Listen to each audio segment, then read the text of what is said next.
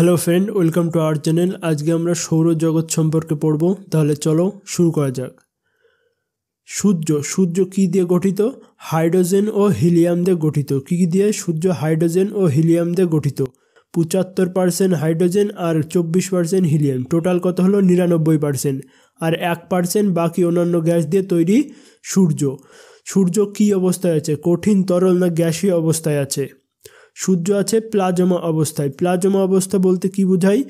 যে দই দেখেছো, দই যেরকম হয় ঠিক সেরকম অবস্থায় আছে সূর্য হাইড্রোজেন থেকে হিলিয়ামে তৈরি হয়, অর্থাৎ সূর্য হাইড্রোজেন থেকে হিলিয়ামের সংলয়ন হয়। সূর্য কিসের সংলয়ন হয়? হাইড্রোজেন থেকে হিলিয়ামের সংলয়ন হয়। ঠিক আছে, শুধু মনে রাখবে হাইড্রোজেন থেকে হিলিয়াম থেকে, আর হাইড্রোজেনের থেকেই হিলিয়ামে পরিবর্তন হয়, আর প্লাজমা অবস্থায় আছে। সূর্যের অংশ কি কি? সূর্যের বাইরের স্তরকে কি বলা হয়? ফটোস্ফিয়ার বা প্রকাশ মণ্ডল। কেন্দ্রের অংশকে এখানের মধ্যে 9 রেফ হবে, বর্ণমণ্ডল বা গ্যামোস্ফিয়ার বলা হয়। কেন্দ্রকে গ্যামোস্ফিয়ার বা বর্ণমণ্ডল বলা হয়। করোনা ক্রিট বা পরিমণ্ডল। সূর্যের বৃত্তকার বাইরের স্তরকে, যদি বলে বৃত্তকার বাইরের স্তর তাহলে করোনা, আর যদি বলে বাইরের স্তর শুধু ফটোস্ফিয়ার হয়ে যাবে। ঠিক আছে, আর এটি গ্রহণের সময় দেখতে পাই। করোনা কোন সময় দেখতে পাই? গ্রহণ, সূর্যগ্রহণ যখন দেখা যায়, যে সার্কেলটা দেখায় তাকে, সেই সময় সেটাকে কি বলা হয়? করোনা বলা হয়। সর্বোচ্চ তাপমাত্রা এখানেই পাওয়া যায়, অর্থাৎ করোনা বা ক্রিটে সর্বোচ্চ তাপমাত্রা পাওয়া যায়। ঠিক আছে, পৃথিবীর সঙ্গে সূর্যের অবস্থান দেখো। অপসূর কাকে বলে? যখন পৃথিবী সূর্যের থেকে অনেক দূরে থাকে তাকে বলা হয় অপসূর। আর অনুসূর কাকে বলে? যখন পৃথিবী সূর্যের সব থেকে কাছে থাকে তাকে বলবে অনুসূর। দেখো, মানে অনেক দূরেই বোঝাচ্ছে অপসূর। আর অনু, কেমিস্ট্রিতে তোমরা পড়েছো অণু, পরমাণুগুলো কি কাছে কাছে থাকে, তাও এখানে সেইভাবে রিলেট করে পড়বে যে অনুসূর মানে পৃথিবী সূর্যের কাছে থাকে, তার মানে সেটা হলো অনুসূর। আর অপসূর মানে কি? অনেক দূর। অপসূর মানে কি? অনেক দূর। এবার ডেট মনে রাখতে হবে। দেখো, পৃথিবী 4 জুলাই সূর্যের থেকে সব থেকে দূরে থাকে, আর 3 জানুয়ারি সবচেয়ে কাছে থাকে পৃথিবী। দেখো, আমাদের বছর শুরু হয় জানুয়ারি, ফেব্রুয়ারি, মার্চ, এইভাবে তো শুরু হয়। প্রথমেই কি? জানুয়ারি মাস, তাই 3 জানুয়ারি সবার ফার্স্টে, মানে কাছে। বছরের সবচেয়ে প্রথম মাস 3 জানুয়ারি মানে কাছে। তাহলে পৃথিবী সবসময় কাছে থাকে 3 জানুয়ারি। আর জুলাই মাস কি? অনেক দূরে, তাই 4 জুলাই অনেক দূর। দুটো দিয়ে এইভাবে মুখস্থ করবে যে 4 জুলাই মানে অনেক দূরে রয়েছে এখনো মাস, তার জন্য পৃথিবীও এখন দূরে থাকবে সূর্যের থেকে। আর 3 জানুয়ারি মানে কাছে, মানে পৃথিবীও থাকবে কাছে। আর অপসূর অনুসূর তো বললাম, অপসূর মানে অনেক দূর। আর অণু, কেমিস্ট্রিতে পড়েছো পরমাণুর কণাগুলো অণু, ওই সবগুলো কাছে কাছে থাকে। ঠিক আছে, মনে রাখবে। এপিসাইড লাইন কাকে বলা হয়? দেখো, এই যে সোজা লম্বা দাগটা গেছে একেই বলা হয় এপিসাইড লাইন, অর্থাৎ অপসূর আর অনুসূরের সংযুক্ত কাল্পনিক রেখাকেই বলা হয় এপিসাইড লাইন। দেখো, এবার আমরা গ্রহগুলো পড়বো। ঠিক আছে, দেখো এই সিকোয়েন্সে যে কটা আছে সেগুলো আগে মুখস্থ করতে হবে। ফার্স্ট সূর্যের পরে যে কি? বুধ, শুক্র, পৃথিবী, মঙ্গল। বুধ, শুক্র, পৃথিবী, মঙ্গল। তারপর কি আছে? বৃহস্পতি, শনি, ইউরেনাস, নেপচুন। অরুণ, বরুণ। বৃহস্পতি, শনি, ইউরেনাস, নেপচুন। সূর্যের সবচেয়ে কাছের গ্রহ কি? বুধ। তাহলে সবচেয়ে তাড়াতাড়ি পরিক্রম করবে কে? বুধ। সবচেয়ে দূরের গ্রহ কি? নেপচুন। তাহলে সবচেয়ে দেরিতে পরিক্রম করবে কে? নেপচুন। সৌরজগতের সবচেয়ে ছোট গ্রহ কি? বুধ। সৌরজগতের সবচেয়ে বড় গ্রহ বৃহস্পতি। সৌরজগতের কোন গ্রহের 7টি বলয় আছে? শনি গ্রহের 7টি বলয় আছে। সৌরজগতের লাল গ্রহ কাকে বলা হয়? মঙ্গলকে লাল গ্রহ বলা হয়। সৌরজগতে কোন দুটি গ্রহের মাঝখানে গ্রহাণুপুঞ্জ আছে? দেখো, মঙ্গল আর এই বৃহস্পতির মাঝখানে এই যেগুলোকে বলা হয় গ্রহাণুপুঞ্জ। মঙ্গল আর বৃহস্পতির মাঝখানে গ্রহাণুপুঞ্জগুলি আছে। এবার আমরা এক একটা করে ডিটেলস পড়ব। বুধ নিজের ঘূর্ণি মানে নিজে এক পাক খায় 58 দিনে, আর পরিক্রমণ অর্থাৎ সূর্যের এক পাক মারে 88 দিনে। ঠিক আছে, বুধের বায়ুমণ্ডল নেই, ফলে তাপমাত্রার পার্থক্য বেশি। তাপমাত্রার পার্থক্য মানে কি বোঝায়? যে দিনের বেলায় প্রচণ্ড গরম আর রাতের বেলায় প্রচণ্ড ঠান্ডা, তাকেই বোঝায় তাপমাত্রার পার্থক্য। বুধ থেকে শুধু মনে রাখবে সবচেয়ে ছোট গ্রহ, আর সেখানে তাপমাত্রার পার্থক্য সবচেয়ে বেশি। আর সূর্যের কাছে সেগুলো তো বললামই। শুক্র কি করে নিজের এক পাক খায় 243 দিনে আর সূর্যের এক পাক মারে 224 দিনে। ঠিক আছে। কার্বন ডাই অক্সাইডের মাত্রা অত্যাধিক থাকে। শুক্রকে পৃথিবীর যমজ গ্রহ ও সবচেয়ে সুন্দর গ্রহ বলা হয়। পৃথিবীর যমজ গ্রহ কাকে বলা হয়? শুক্রকে। সুন্দর গ্রহ শুক্রকে। প্রেসার কুকার কাকে বলা হয়? শুক্রকেই প্রেসার কুকার বলা হয়। তারপর দেখো আমাদের পৃথিবী নিজের এক পাক খায় 24 ঘন্টায় আর সূর্যের এক পাক মারে 365 দিনে। ঠিক আছে। পৃথিবী অক্ষ মানে উপর থেকে 23.5 ডিগ্রি হেলে আছে আর তল থেকে 66.5 ডিগ্রি হেলে আছে। ঠিক আছে। এটা মনে রাখবে যে 23.5 ডিগ্রি বেঁকা হয়ে আছে আর এই যে 66.5 ডিগ্রি তল থেকে। পৃথিবীর ঘনত্ব সবচেয়ে বেশি, অর্থাৎ যে কটা গ্রহ আছে তার মধ্যে সবচেয়ে বেশি ঘনত্ব কার? পৃথিবীর।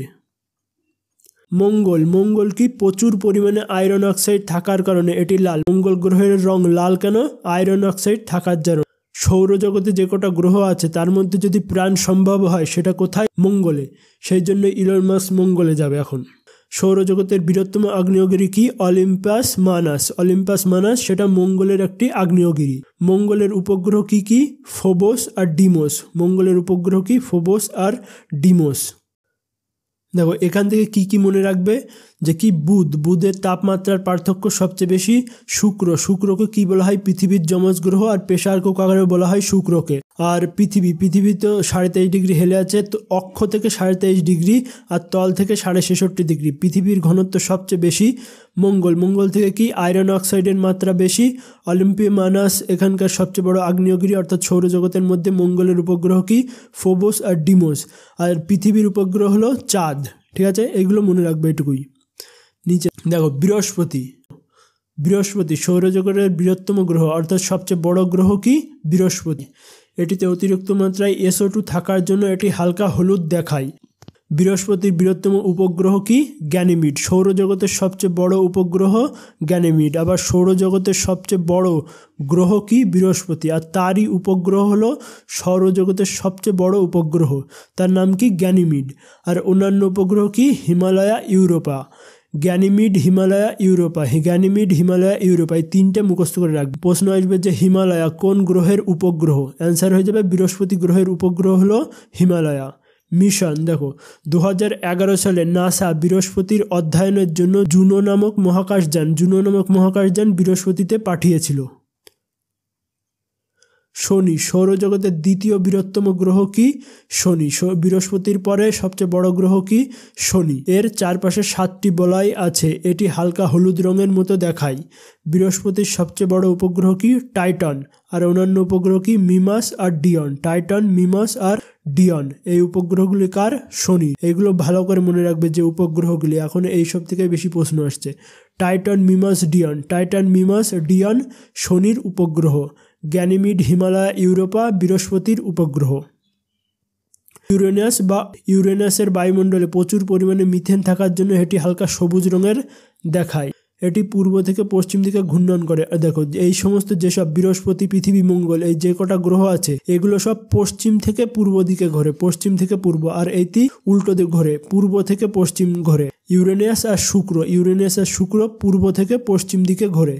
ইউরেনাসকে আধুনিক গ্রহ বলা হয়। কোন গ্রহকে আধুনিক গ্রহ বলা হয়? ইউরেনাসকে আধুনিক গ্রহ বলা হয়। ইউরেনাসের উপগ্রহ কি? মিরিন্ডা। ইউরেনাসের আবিষ্কার কে করেছিল? হার্শেল। হার্শেল করেছিল। বরুণ অর্থাৎ নেপচুন এতেও প্রচুর পরিমাণে মিথেন গ্যাস থাকে। সৌরজগতের সবচেয়ে দূরবর্তী অর্থাৎ সূর্যের থেকে সবচেয়ে দূরে আছে নেপচুনের প্রধান উপগ্রহ কি? ট্রিটন। আর অন্যান্যর ভিতর কি? নেসো। ট্রিটন আর নেসো নেপচুনের উপগ্রহ। ঠিক আছে।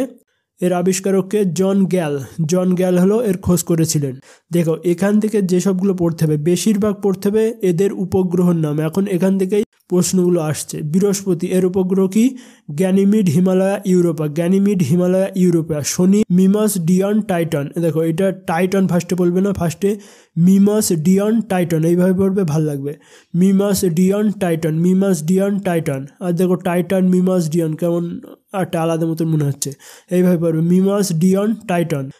ইউরেনাসের গ্রহের নাম একটাই উপগ্রহ হচ্ছে কি? মিরিন্ডা। ইউরেনাসের উপগ্রহের নাম মিরিন্ডা। আর নেপচুনের ট্রিটন আর নেসো। এই যে কটা গ্রহ দেখছো বুধ, শুক্র, পৃথিবী, মঙ্গল, এই 4টে গ্রহকে আন্তরিক গ্রহ বলা হয়। আর বৃহস্পতি, শনি, ইউরেনাস, নেপচুন একে বহির্গ্রহ বলা হয়। আন্তরিক গ্রহ কি এই 4টে, বুধ, শুক্র, পৃথিবী, মঙ্গল, বৃহস্পতি, শনি, ইউরেনাস, নেপচুন, এগুলো হলো বহির্গ্রহ। এই যে ফাঁকা জায়গাটা বলছো এর এই পাশে হলো আন্তরিক গ্রহ, এর এই পাশে বহির্গ্রহ। আর এই নেপচুনের এই পাশের এই খালি জায়গাটা বলা হয় কসমিক বেল্ট। আর এই যে মঙ্গল আর বৃহস্পতির মাঝখানে এখানে থাকে ক্ষুদ্র গ্রহ, গ্রহাণুপুঞ্জ।